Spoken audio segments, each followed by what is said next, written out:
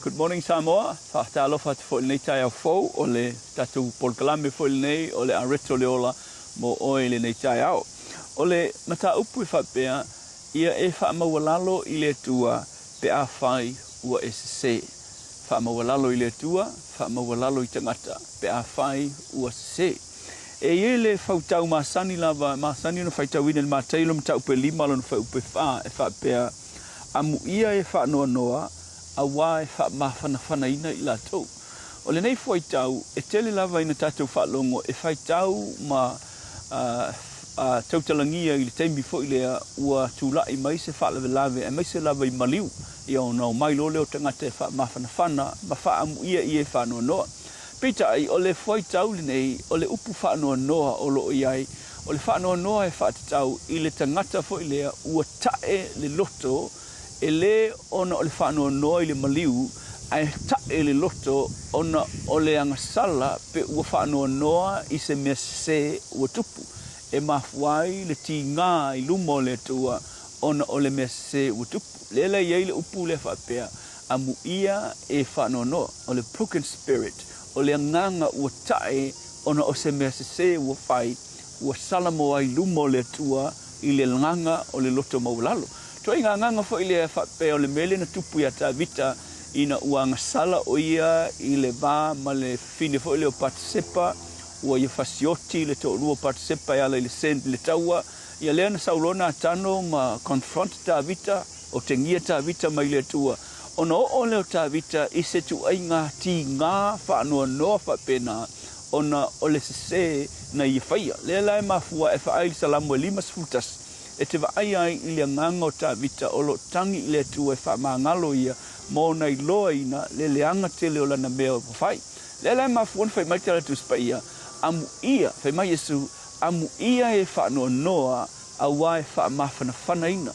O le ala le tu i ngā whaanoa noa. O le whaanoa noa, o le tangata ua tae lona whatu, ua na langona ina, le leanga tele o lana mea ua whai, ua whaanoa noa ai, le ala whai mai tala tu spaia, o le kua i ngā whaangoa ngolna, e tā ua tele. Awa a e whaanoa noa whapena o se mea se, po le a le se mea se ua e whaia. E tae ai lo loto ona o se mea whapena o tupu ia te oe. E fia la le tua i le mea na, fe mailo le tua. A wā e whaamawhana ina oe e le tua.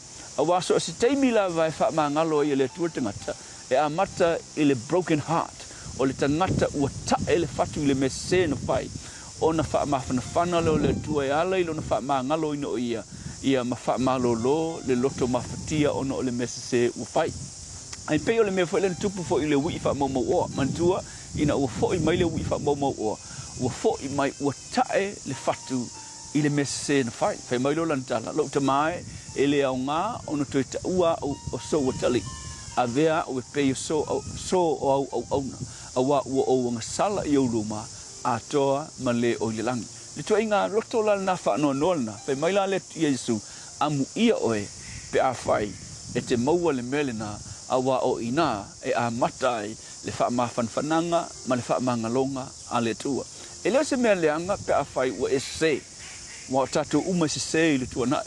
A le mea sili ona leanga, o le se oe mawhaia le Agasala, ai lea o ina oe ma tae lo whatu i le mea leanga ua e whaia.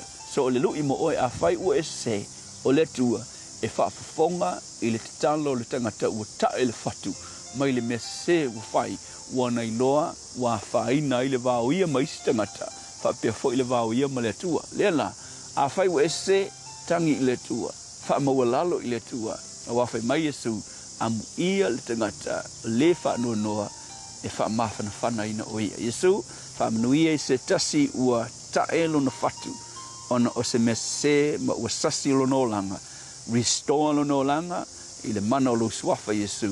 Amen.